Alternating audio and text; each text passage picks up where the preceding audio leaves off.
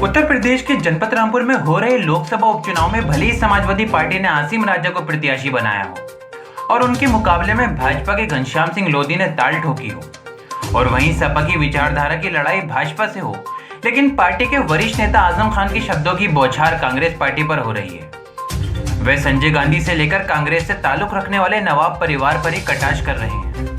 आजम खान की बयानबाजी से ये जाहिर हो रहा है कि इस उपचुनाव में आसिम राजा नहीं बल्कि आजम खान खुद चुनाव मैदान में है और उनका मुकाबला नवाब खानदान से है। जबकि कांग्रेस ने यहां से किसी को प्रत्याशी घोषित नहीं किया है, लेकिन धीरे धीरे माहौल 2 साल बाद यानी 2024 में होने वाले लोकसभा के चुनाव की तैयारी को लेकर बनाया जा रहा है। आजम खान ने क्या कुछ कहा बिलासपुर में आयोजित जनसभा के दौरान, आइए सुनाते हैं आपको। इतने बहुत से मुकदमात होने के बावजूद भी एक मुकदमा भी हुकूमत मेरे ऊपर करप्शन का, बेईमानी का या रिश्वत का नहीं कायम कर सकी। न जाने कितने लोगों का भला हुआ होगा, सख्त फैसले भी हुए होंगे, कुछ को पसंद होंगे और कुछ को नापसंद होंगे। उन्हीं फैसलों में एक बड़ा फैसला, बल्कि 2 बड़े फैसले थे। एक मेरे ज़मीर पर बड़ा बोझ था जब मैं किसी बूढ़े शख्स को रिक्शा चलाते हुए देखता था। सियासत की शुरुआत बहुत अच्छे माहौल में नहीं हुई। मुल्क में इमरजेंसी लगी, आपातकाल जिसे कहा गया। मिसेस इंदिरा गांधी हिंदुस्तान की वजीर आजम थी और मैं अलीगढ़ मुस्लिम यूनिवर्सिटी में वकालत की बड़ी डिग्री पढ़ रहा था। यूनियन का सेक्रेटरी था और तमाम यूनियन के ओहदेदारान पूरे हिंदुस्तान में गिरफ्तार किए जा रहे थे। उस वक्त मैं भी गिरफ्तार हुआ और अलीगढ़ की जेल में, ये बड़ा मेरे नसीब के साथ अजीब इत्तेफाक है कि जब जिंदगी की शुरुआत हुई तब भी बहुत सख्त हुई, और जब जिंदगी इस मरहले में है तब भी इम्तिहान बहुत सख्त है। उस वक्त भी मुझे तकरीबन 40 दिन एक ऐसी कोठरी में रखा गया जो जमीन में ज्यादा थी और सिर्फ रोशनदान की जगह थी जो जमीन के ऊपर थी। और इस कोठरी में कभी एक बड़ा नामवर डाकू, सुंदर डाकू रखा गया था जिसका हुकूमत ने बाद में एनकाउंटर कराया था। मैं नहीं जानता कि मेरे साथ उस वक्त की कांग्रेस पार्टी ने या सरकार ने ऐसा क्यों किया। डिफेंस ऑफ इंडिया रूल्स के तहत मुझ पर मुकदमा कायम हुआ, उससे मेरी जमानत हो गई और जैसे ही जमानत का ऑर्डर आया वैसे ही मीसा का भी आदेश जेल में आ गया और फिर मुझे बनारस की जेल भेज दिया गया। लेकिन इमरजेंसी की जेल में और आज के इस दौर में एक बुनियादी फर्क है। इमरजेंसी होने के बावजूद भी मुल्क में इस बात की उम्मीद बाकी थी कि लोकतंत्र वापस आएगा। एक बूढ़ा शख्स जो बीमार था लेकिन हौसलों से जवान था, बिस्तर पर था, और उसका नाम था जयप्रकाश नारायण। उन्होंने अपने बिस्तर से एक इनकलाबी नारा दिया कि निजाम बदल दो, जो निजाम इंसानों को इंसाफ न दे सके, जो सरकार दस्तूर की पासदारी न कर सके, संविधान की हिफाजत न कर सके, पूरे मुल्क को कैदखाना बना दे, एक ऐसी सरकार को पलट देना चाहिए। और एक बूढ़े आदमी के कहने पर हिंदुस्तान की सियासत का तख्ता पलट गया और हिंदुस्तान की इस तरह सियासत बदली कि कांग्रेस का हिंदुस्तान से सफाया हो गया। मिसेस इंदिरा गांधी इलेक्शन हार गई। पार्लियामेंट में मुतालबा हुआ कि मिसेस इंदिरा गांधी को सख्त सजा दी जाए। मिसेस इंदिरा गांधी का पासपोर्ट जब्त कर लिया गया ताकि वो बैरून मुल्क भाग ना जाए।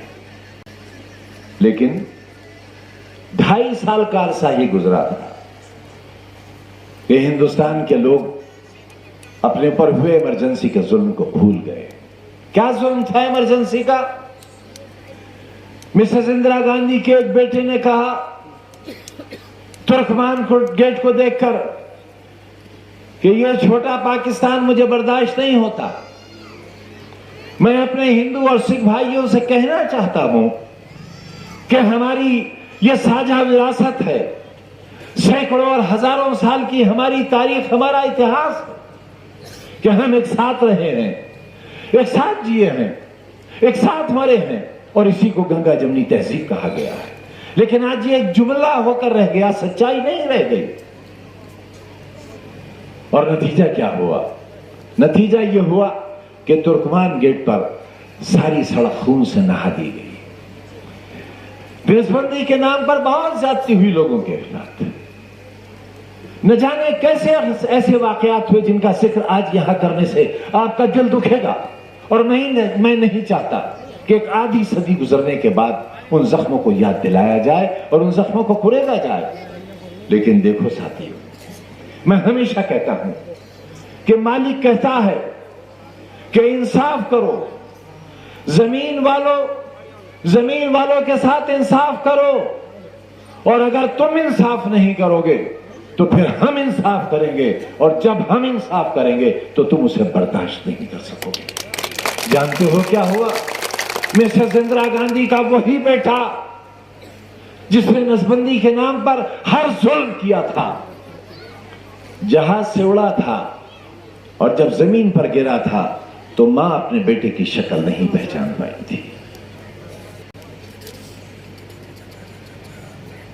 गोल्डन टेम्पल के साथ क्या हुआ था भूल गए आप लोग? नारा लगा था, बेटी एक सरदार की, देश के गद्दार की। उस वक्त कोई सिख नहीं था, कोई शख्स नहीं था जो उत्तर प्रदेश की विधानसभा में, क्योंकि यह मामला हिंदुस्तान का था, लेकिन उत्तर प्रदेश की विधानसभा में आज भी हमारी रिकॉर्डेड तकरीर है कि ये नारा देने वाले कभी देश के वफादार नहीं हो सकते कि बेटी एक सरदार की, देश के गद्दार की। लेकिन आप तो भूल गए, आप भूल गए, आप टाटा को भूल गए, आप अपने ऊपर हुए जुल्म को भूल गए, मुलायम सिंह यादव का सलूक भूल गए। आपके गुरुद्वारे में जाकर हमने ऐलान किया था कि सबकी रिहाई कर देगी हमारी सरकार, ये फैसला लिया गया है, भूल गए आप। कोई बात याद नहीं रही। लेकिन इतिहास याद रखेगा, इतिहास जुल्म को भी याद रखेगा, जालिम को भी याद रखेगा, और जुल्म को सहने वाले को भी याद रखेगा। और जुल्म को सहने वाला जुल्म करने वाले से ज्यादा बड़ा गुनहगार है। और ये गुनाह किया है आपने, हमने भी किया है। हमारी मस्जिद का भी जब ताला खुला था तब भी एक नाइंसाफी हुई थी। लेकिन उसके बाद क्या हुआ था? मिसेस इंदिरा गांधी के साथ क्या हुआ? एक दूसरे वजीर आजम के साथ क्या हुआ? इसलिए आपसे कहना चाहते हैं कि अगर लोकतंत्र की हिफाजत नहीं करोगे तो जालिम इतना ताकतवर हो जाएगा कि आपको सांस लेने तक नहीं देगा। बात सिर्फ एक रामपुर और दूसरी आजमगढ़ की हार जीत की नहीं है, कोई फर्क नहीं आ जाएगा। लेकिन आपने तो बिलासपुर की सीट हार दी, आपने तो हमारे मुंह पे कालक लगा दी। हम किस बात के लिए जेल में थे? हम किस बात के लिए माफिया कहलाए थे? कोई एक इंच जमीन हमारे नाम पर है? ईडी के अफसरान ने हमसे जेल में 5 दिन पड़ताल करी और हमसे सवाल किया कि बताइए विदेश में आपके कितने खाते हैं, हमसे सवाल किया कि बताइए विदेशों में आपके कितने होटल हैं, कितनी कोठियां हैं आपकी। एक फकीर आदमी से हिंदुस्तान की हुकूमत ये सवाल कर रही है जो गली के अंदर रहता है कि बताइए दुनिया में आपकी कितनी जायदादें हैं। मैंने कहा कि तुम्हारे सवालों पर मुझे ना गुस्सा आ रहा है, ना अफसोस हो रहा है, बल्कि इस बात पर शर्म आ रही है कि मैं कहां पैदा हो गया। ये काम जो मैंने यहां किए, दुनिया के बदतरीन मुल्क में भी अगर किए होते तो मुझे वो काल कोठरी में नहीं डालते, मेरी इज्जत करते, मेरा सम्मान करते और मेरे मरने का इंतजार। यदि आपने बदला हमारी उस तन्हाई की तकलीफ का, यह सिला आपकी वकालत करने का मिला हमें, दुनिया के साथ लड़ जाने का यह सिला मिला। देश का गृह मंत्री हर सभा में यह कहे कि माफिया नंबर 1 आजम खां, अरे आपने भी तो वही कर दिखाया।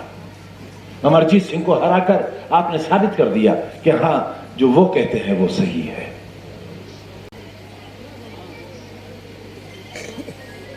आज फिर आए हैं आपके पास, बहुत आते हैं आपके पास, हमेशा मांगने के लिए आते हैं आपके पास भिखारी बनकर, कभी अपने लिए कभी अपनों के लिए।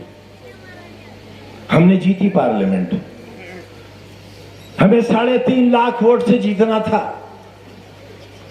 लेकिन इंतजामिया ने जो सख्ती और जो जुल्म कर रखा था, उसके नतीजे में हमारी जीत 1.5 लाख रह गई। 2 लाख वोट हमारा लूट लिया गया। हम आज कहते हैं ईमानदारी से चुनाव लड़ा दो हमारे खिलाफ, देश का कोई नेता आ जाए, अगर हम हार जाए तो हमारा सर उतार देना। ये दावा इसलिए करते हैं कि दामन बेदाग है, जमीन पर कोई इल्जाम नहीं है। और जब इतनी सच्चे और इतने हौसले के साथ कहने आया हूं और फिर भी अगर बात आपके दिल से नहीं उतरती, तो लोकतंत्र नहीं बचेगा, इंसानियत नहीं बचेगी, इंसानों को जीने का हक नहीं बाकी रह जाएगा। बर्दाश्त नहीं करता, कोई ट्रेन में नहीं चल सकता, बस में नहीं बैठ सकता, सफर नहीं कर सकता, अपनी शनाख्त नहीं बता सकता, अपना नाम नहीं बता सकता।